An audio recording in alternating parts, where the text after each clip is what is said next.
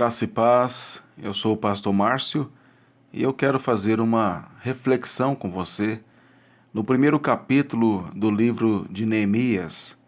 Neemias capítulo 1, eu não vou ler todo o capítulo porque é um capítulo bem extenso, mas apenas as partes em que, na medida em que eu for expondo na sequência, eu vou lendo com você. Nós vamos ler apenas o verso 1 até o verso 4, que diz assim: As palavras de Neemias, filho de Acalias. No mês de Quisleu, no ano 20º, estando eu na cidadela de Suzã, veio Anani, um de meus irmãos, com alguns de Judá. Então lhes perguntei pelos judeus que escaparam e que não foram levados para o exílio e acerca de Jerusalém.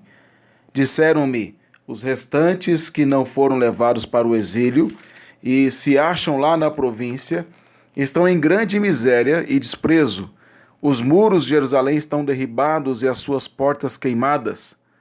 Tendo eu ouvido estas palavras, assentei-me e chorei e lamentei por alguns dias e estive jejuando e orando perante o Deus dos céus. O povo de Israel havia sido levado para o cativeiro na Babilônia por causa da sua desobediência.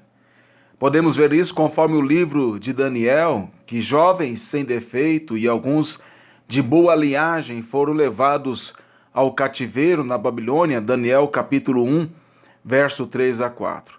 Outros judeus que eram interessantes para o Império Babilônico também foram conduzidos, sendo deixados para trás apenas aqueles que não interessavam ao Império. A assolação dominou a alma da nação judaica. E tudo parecia estar perdido com esta dominação gentílica. No tempo de Neemias, não eram mais os babilônicos que dominavam o mundo, eram os persas. O comando mundial mudou, mas a realidade judaica era a mesma, o cativeiro. Quando nós olhamos para a estrutura do livro de Neemias, nós vemos algumas coisas que precisam ser destacadas para nosso entendimento. A autoria do livro, quem escreveu esse livro, é normalmente aceita como sendo Esdras, o sacerdote. Ele teria escrito primeiro, segundo Crônicas, Esdras e Neemias.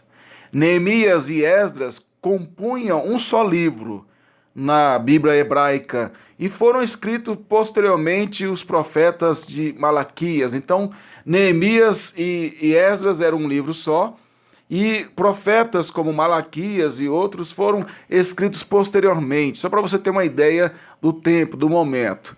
O nome Neemias significa consolo do Senhor. Este homem era copeiro do rei Artaxerxes, conforme o capítulo 1, verso 11, um cargo de honra e muita confiança. Talvez a gente, ao olhar esse momento, eu abro um parênteses aqui, quando vemos que Neemias era um copeiro do rei, um homem de extrema confiança, ele se importa com a realidade do povo, se compadece, e nós vamos ver isso mais à frente. Isso nos mostra que o fato de alguém ter um cargo de destaque, um status social, não significa que isso dê a ele a justificativa de comodidade na sua realidade. O cargo que Neemias exercia provavelmente tinha destaque por causa da rainha Ester, que era madrasta do rei Artaxerxes. Isso tudo pode estar relacionado nessa posição, além do fato que Neemias era também alguém realmente muito dedicado, assim como Daniel foi durante o Império Babilônico. Quando a gente olha para a divisão do livro, podemos dizer que o livro de Neemias está dividido em duas principais partes. A primeira parte é do capítulo 1 ao capítulo 6, que é a reconstrução dos muros. Você vai ver a narrativa sobre como Deus usou Neemias para reconstruir os muros, que há mais de 120 anos estava derrubado. E o capítulo 7 ao capítulo 13, você tem a reconstrução moral e espiritual do povo. Não era só uma questão de reconstruir os muros de Jerusalém, mas reconstruir o povo de Judá. Essa era a grande questão.